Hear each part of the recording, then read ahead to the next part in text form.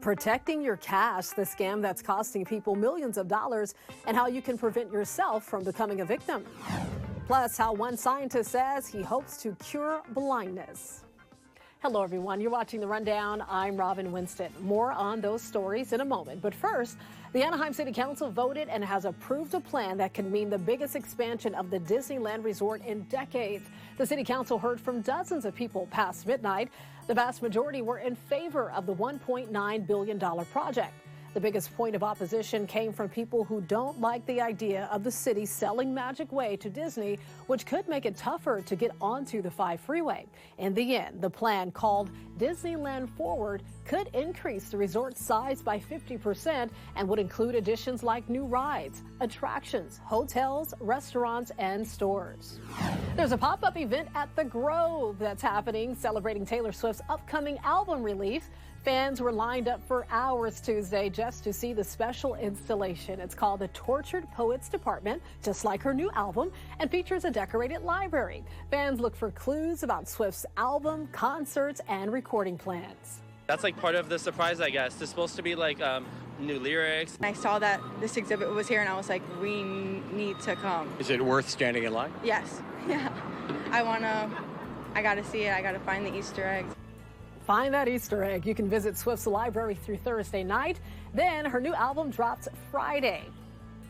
It's time to check in with meteorologist Belinda Leon. She has your forecast. Hi, everyone. Here are the 4 things I'm watching. That warm weather is going to stick around for the middle of the week, but by the end of the week, clouds increase and the temperatures will be coming down on Thursday and Friday. Now, we're looking ahead to the weekend, making those plans. It's going to be a nice one, but it is going to warm back up again. For example, here's the trend in Moreno Valley, where you notice that we have 81 on Wednesday. Now, we will have more cloud cover Thursday, Friday, a deeper marine layer throughout the morning, and this will cause the temperatures to come down a few degrees, but even this is above normal for this time of year.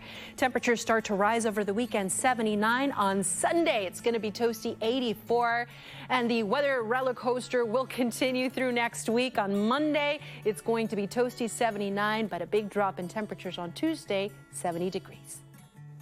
What was supposed to be a typical household chore for a Sunland man turned into a shocking discovery and a homicide investigation. He found the body of a woman inside a trash bin on his property. The medical examiner is now trying to identify the woman. Police say a trash bin was dumped at the home Monday night. That's when William Elliott removed it off his property. He said he called police, the city, and sanitation, telling them something didn't seem right because it was zip tied. No one came by. On Tuesday morning, neighbors say gardeners urged them to call 911 after they noticed a strong odor coming from the trash can. That's when detectives arrived and made the discovery.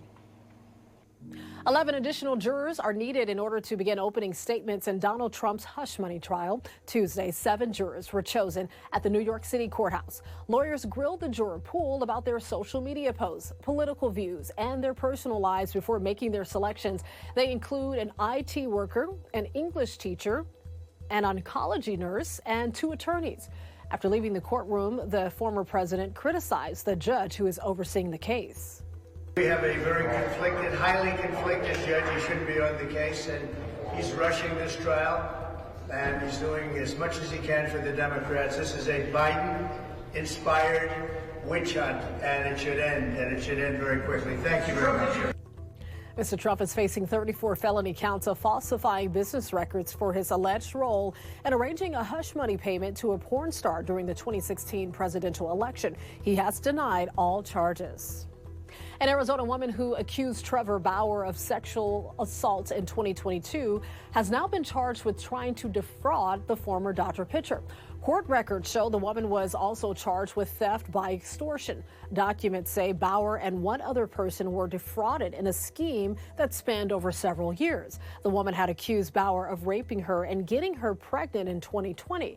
Bower was never arrested or charged. He countersued her. His attorneys say the woman made several $million-dollar demands against him, and she is set to be arraigned on Friday.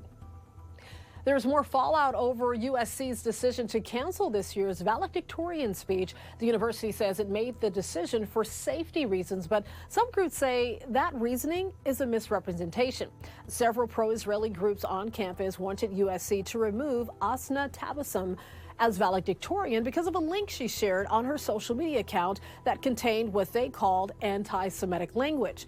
Meantime, the Council on American-Islamic Relations says that's not the case and calls this a cowardly decision by USC. The university, in my view, clouded their justification with safety. And what that does is it gives the outside community this characterization of the Jewish community on campus that they are dangerous and threatening. And that exposes us to a disproportionate amount of harassment, targeting, intimidation, and hatred online. To deliberately engage in anti-Palestinian and anti-Muslim rhetoric, to stifle free speech, and conflate legitimate criticism of abuses by a government with the real problem of anti-Semitism is a disservice to the efforts of fighting anti-Semitism. The university cannot confirm if they received any threats, but they say the ongoing conflict in the Middle East has contributed to violence at other campuses. Imagine money from your bank account disappears because someone hijacked your cell phone numbers. It sounds bizarre, but people are losing millions of dollars to this scam. The I-Team helped one victim recover thousands of dollars. NBC4's Carolyn Johnson explains how you can prevent this from happening to you.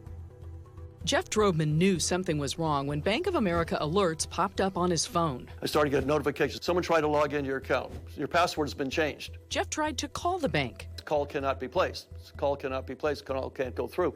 Turns out he had no signal. Why is my phone not working?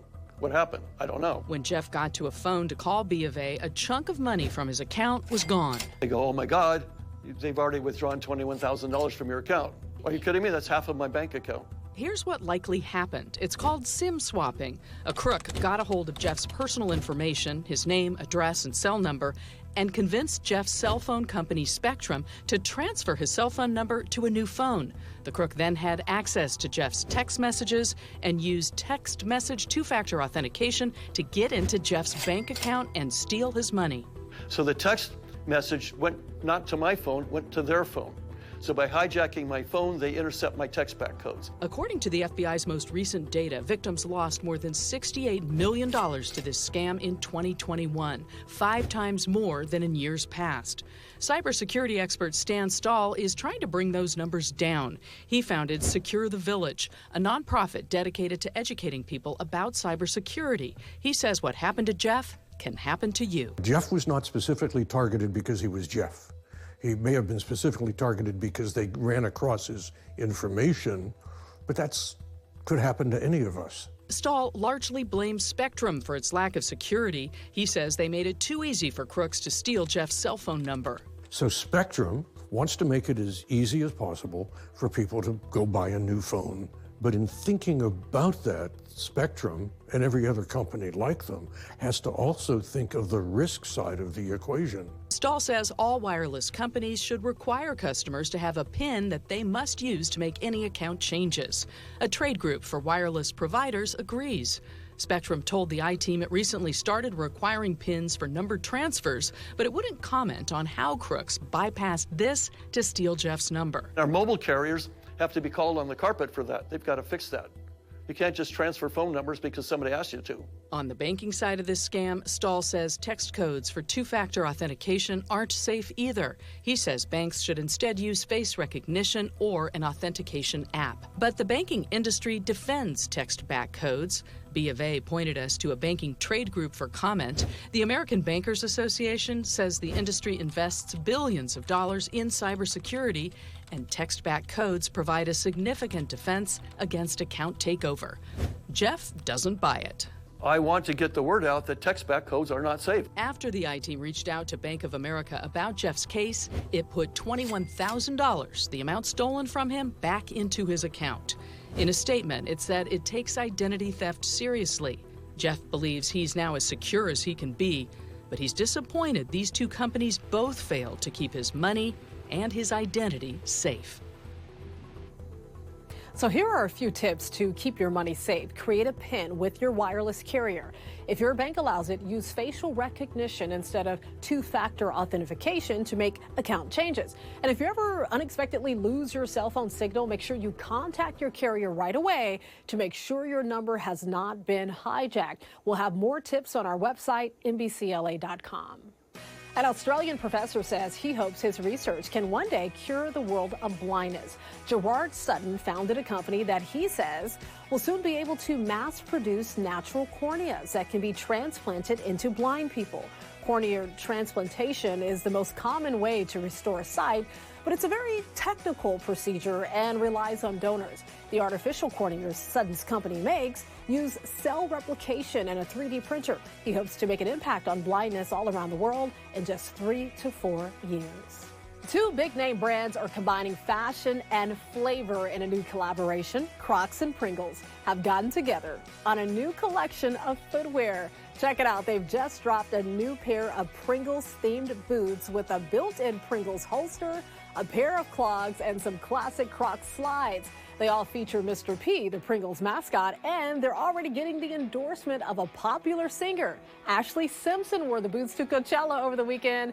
The boots will run you $100, $70 for the clogs, and $50 for the slides. Maybe I'll get some for Christmas. You can always get news and weather updates on the NBCLA app at our website, NBCLA.com. And be sure to tune into Today in LA on NBC4 weekdays, 4 to 7 a.m. I'll be helping you get around with traffic reports throughout the morning. I'll see you next time on The Rundown.